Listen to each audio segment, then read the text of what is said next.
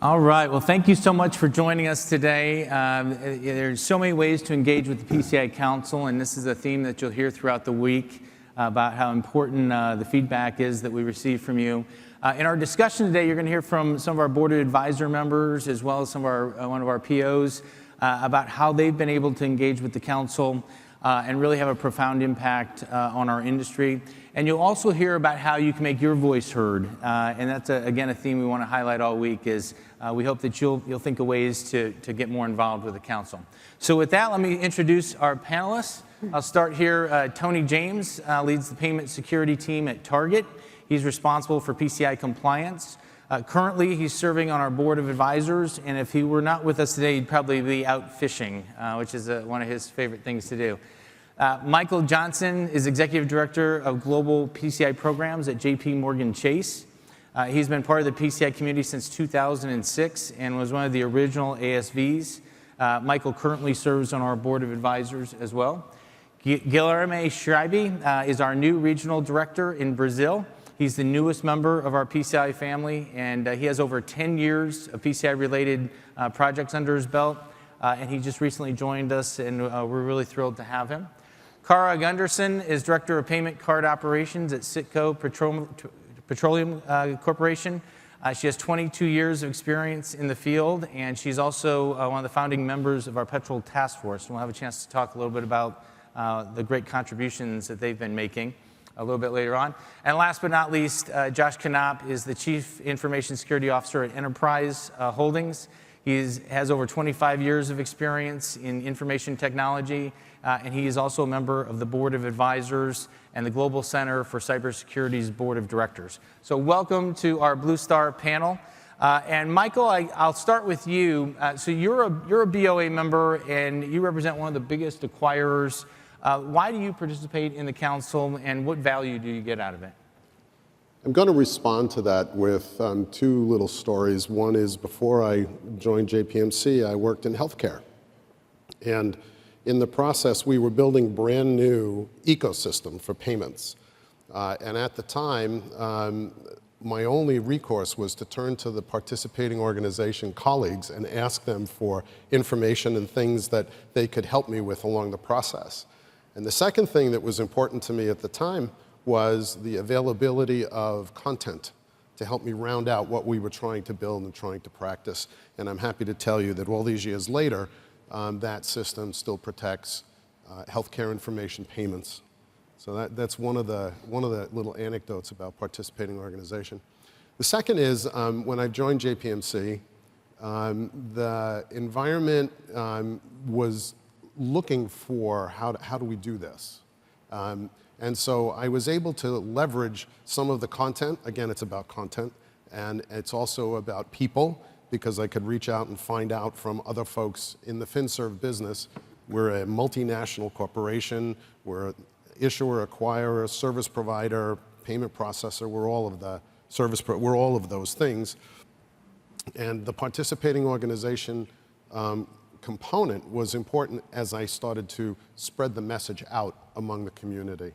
So both really strong two experiences and the reason why I participate. Very good, very good. Tony, I'll jump to you. You're a BOA member, and Target was really instrumental in convincing the council to do industry threat bulletins, which we've now done several of them. Tell us a little bit, what are those and why are they so important? Sure, thanks, Mark. So in today's world, threats are evolving faster than ever. The only way to stay ahead is to understand the latest tools and tactics, and that's intel. But companies have challenges when it comes to intel. Some don't have resources to access the intel, while others can get overwhelmed by the volume that they get. The PCI Council really has a broad reach to distribute that intel, and is able to help businesses focus and protect payments. And that's why we recommended this course. It started with the online skimming bulletin. The PCI SSC has now done several of them on important topics like ransomware, cloud security, and ATM security. They help address major threats by elevating the issue and offering helpful guidance. The PCIC really took the feedback and turned it into something that can help everyone. They didn't just listen, and they helped address the concern in a positive way, and we appreciate it.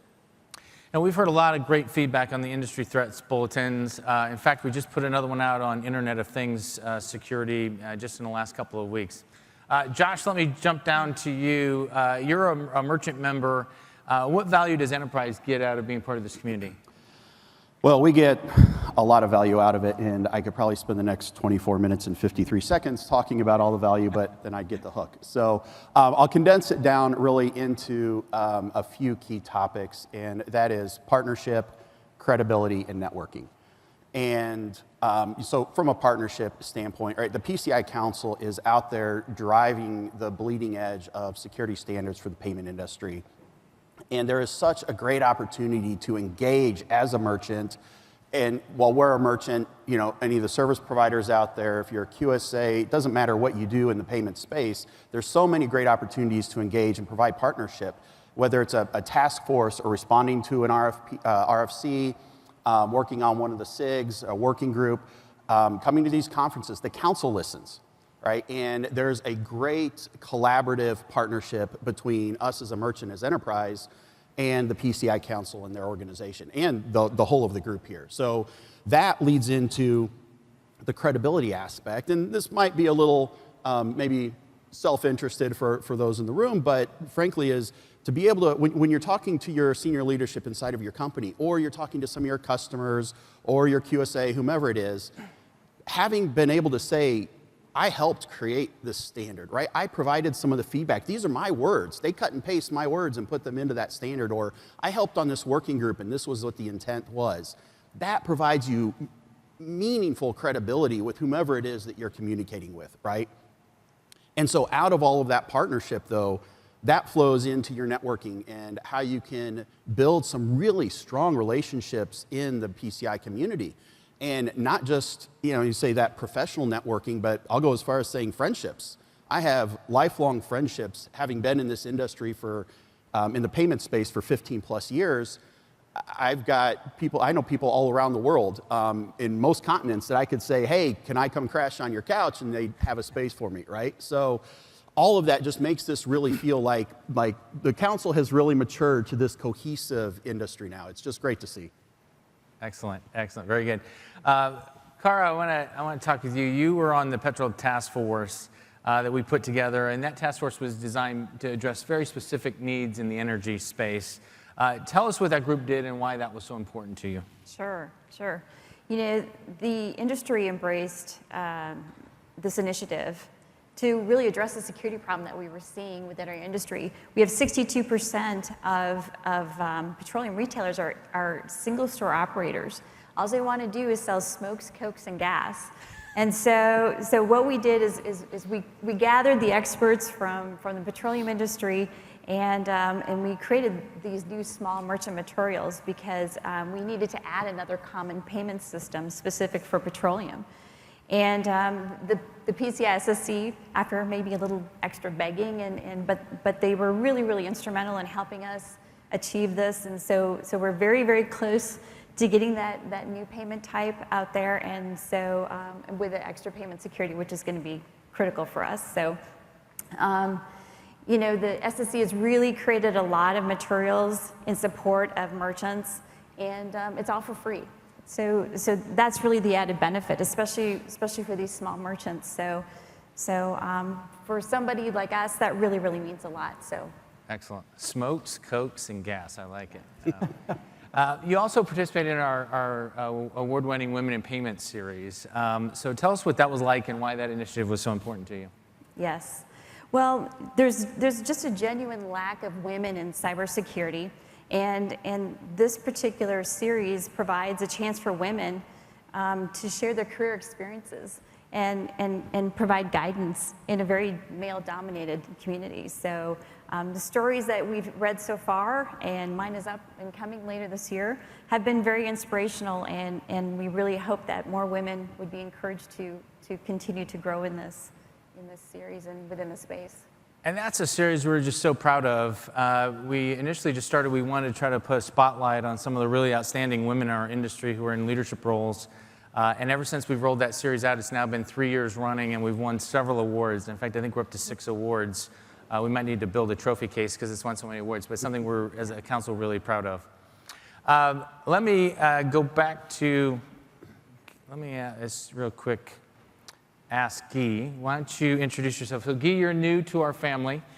You just started, and we're really happy to have you. You're our regional director in Brazil, and I just wanted to see if you had an opportunity to maybe talk a little bit about your new role and about what you hope to accomplish.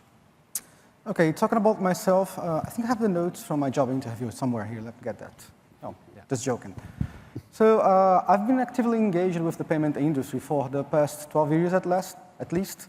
And from the technical point of view, I had the pleasure to be a QSA, a P2P QSA, a payment application assessor. What else? KPA for PIN security, and for the last but not least, card production assessor. So that was very interesting, and I had the chance to work across the whole Latin America and also in many different places around the world. And from the non-technical point of view, I would say that I have the chance from the past years to manage teams across Latin America, which also gave me a lot of opportunity to understand the challenge that we have, to understand also the difference that we have in Latin America against the other, in relation to the other parts of the world. Okay?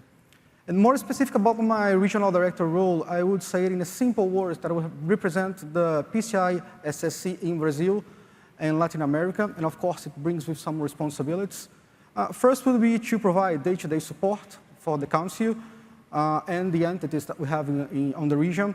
The second thing will be to speak at events on behalf of the PCI Council, lead ongoing activities such as the Regional Engagement Board. Also, we support the adoption to help support the adoption of the standards there and the documents, the other programs. And for the last but not the least important thing, I mean, I'm also the chair of the translation committee for the council. And it's not only for Latin America, so this is for the whole world. So if you have any documents, materials that want to have them translated on any specific language, please let us know that we can definitely take that into account. And you mentioned the Regional Engagement Board. Tell us a little bit about that. What is that, and why is that important? Okay, the Regional Engagement Board, it serves as advisors to the PCISC on data security issues, payment data security issues in Brazil and Latin America. So it represents the participating organization and some stakeholders from the region, and it works to foster broad adoption of the PCI security standards and improve actually payment security on the whole region. We have some priorities, and in this year, in 2022, the priorities have been initially the awareness of the PCI SSC PCI DSS version 4, which is I would say, what's giving us the most highlights at the moment. And of course, there are some updates and things that we have to make sure that people understand so they can implement that, so they can have that on the region. Educational resources as well. So we collaborate on the development of regionalized content, which is quite important. So of course, not only myself, but with the help of all the entities which are part of the REB, the RB. Awareness of payment security. There are some standards, for example, the SSF and the mobile security standards that we have to help drive the regional awareness of them with the region. And the last thing but not least, again, it's the education, which is quite important for the region. So all educational efforts that we drive from the Regional Engagement Board that helps improve the payment security, not only in Brazil, but across the whole Latin America. Yeah, very good. Well, once again, welcome. We're thrilled to have you. I want to go back to Michael. Michael, you and I last saw each other in Munich, Germany, at the BOA meeting. Can you tell us a little bit about the global reach of the council and why that's important for a company like yours? Thank you. JPMC is, I mentioned earlier, a multinational organization, and as we expand our footprint globally, being compliant and having all of our in-country installations following our standards makes it easy. Right? So being compliant enables us to move quickly as we are looking at our international footprint. All of those standards and procedures are things that we are now ingrained within the organization, and it's wonderful when people are thinking about new places and the things they want to go. The first question they ask are, well, what's the PCI implication of this? Right? So it makes things smoother for us. And I think it's important to all of us, myself and everyone else here that are involved, that the council continues to expand its footprint globally, right? And do things, as Guy was just sharing, in a manner that makes, it's one message, it's one dream, it's one team, right? That we're getting the message out there in a universal sort of manner. Let me jump over to Josh. So the world just came through a global pandemic. It's something I don't think any of us ever thought we'd see or experience in our lifetime. Its impact on the business world was profound. What were the benefits of being involved with the council during that time? Yeah, thanks, Mark. So that was a very unique time, obviously, for all of us, especially us in the car rental industry. Just happened coincidentally that we were in Barcelona for a Board of Advisors meeting at the same time as the pandemic was starting to get news. And it was also the same time that our assessors were coming to start their annual engagement for our PCI assessment. And so we were actually actively that week, while we're in Barcelona with the council, my team was back in the States working on the plan for our QSAs to come out to our branches, start doing their on-site assessment work. And we had to shut all that down, obviously, right? We couldn't travel. They couldn't travel. We weren't allowing people in. Yeah. And so it was great that the council recognized that immediately. They asked us in the Board of Advisor meeting there, said, hey, this is breaking news, right? The whole industry is trying to figure out how to react. And they asked very openly, how can we help? What can we do? And so we were able to provide real-time feedback right then of, hey, we're doing this right now, right? And here's what we're experiencing. I know like Emma and Lauren had lots of conversations with others about how can the council get involved, provide some guidance. And it was an ongoing progressive iteration of some of that guidance, but the whole time the council was being flexible and understanding that we had to look at assessments differently from the on-site standpoint. And you know, we all got through it, right? And it was just so much easier because the council was really proactive. They were on the front line of that. And so it was really positive to see the council react in that type of time frame. Yeah. And I can say, as someone who was leading the comms team at that time, it was just very, frantic every day because we were getting a lot of feedback and we really had to put out a lot of content. So it's good to hear those thoughts. Tony, let me ask you a question. You introduced the council to our relationship with the Retail and Hospitality ISAC. Mm-hmm. Tell us about who they are and why that relationship was so important to a merchant like you. Absolutely, sure. So at Target, we believe collaboration is very important. We're all stronger together. We can learn and mature our programs together, and that's one of the reasons why we're on the Board of Advisors. So the RHISAC, though, is around 200 member companies where retail, hospitality, and consumer-facing companies come together, and they discuss threats and how to protect consumer data. We felt like there was a really natural partnership between the two organizations. The two groups have the common mission to make our industry stronger and protect consumers. And so when we brought the groups together, I think one of the first things that you put out was that Mage Cart bulletin. And so it was a great bulletin to put out. And then I think we worked together between the two organizations to do a couple things more. There's some blogs and some presentations. I think we were on a webinar together. And it's impressive that we brought that group together and that you leaned in really and created that connection and worked together to put out some pretty good content. And so we appreciate that. Yeah, and for us, that was a really valuable relationship because the RNH-ISAC had a reach that we didn't necessarily have, and it gave us the opportunity to get some of our materials into the hands of audiences that could really use them. So my last question, this is for everybody, and I'll start it off. So, we talk all the time about the value of our events and the value of our community, and people come to our community meetings, and we really put out a lot of terrific intel and information. But there's really a fun part of being part of the council, and I sometimes think we don't talk enough about the fun things that we do together at these meetings. And so I wanted to ask each one of you to maybe share a story about something fun that you did at either one of our meetings or one of our community meetings. And I'll start with myself. I've had a chance to travel all over the world as a result of this job. And have got to see a lot of really interesting places. I often have my wife will join me if we're going someplace interesting, as she will be joining me in Milan later this year, where she'll join me on the back end of an event, and we'll get to take a few days. The receptions, the parties, all the different events that we have, the friendships that you make, the business relationships that you make. So I would just ask you, and Josh, I'll start down with you and work our way down. Maybe share with us a little bit, what's part of the fun part of being part of this community? Well, one is being able, again, I talked about the networking and the friendship opportunity, and it was great. Just recently in Munich, when we were for Board of Advisors meeting in Munich in June, it happened to coincide with my 15-year wedding anniversary. So I was able to bring my wife along to Munich, and then we tagged on and went to Italy, right? That was really the more, the extension of the trip. But while we were there in Munich, everyone at the council just welcomed her, right? It's like, bring her to dinner, let's go along and have some fun out.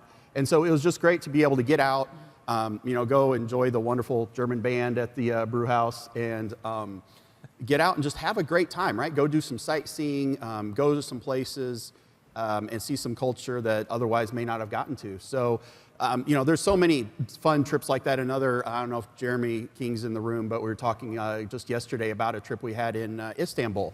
And we were in a boat in the Bosphorus and for a dinner. And the weather wasn't good. The boat was going all over the place.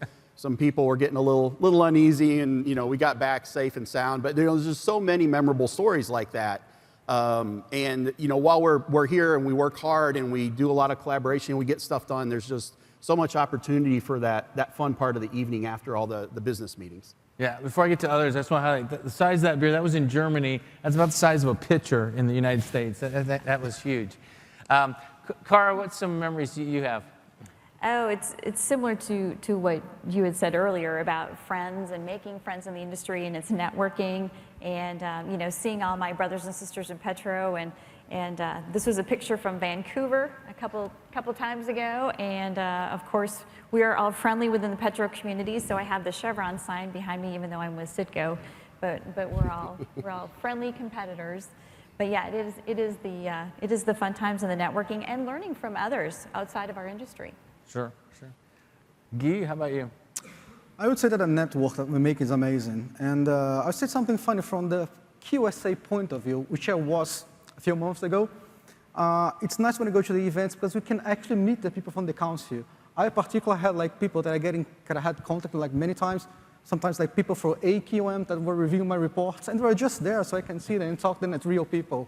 So, and that picture is from Nice, back in 2015, actually when I did my P2P training before the community meeting, the European community meeting that we have there. I mean, I have dozens of pictures of Nice, but I just took this one from the beachfront, which is very nice there. Yeah, Nice is wonderful. That's one of my wife's favorite spots. So, Michael, how about you?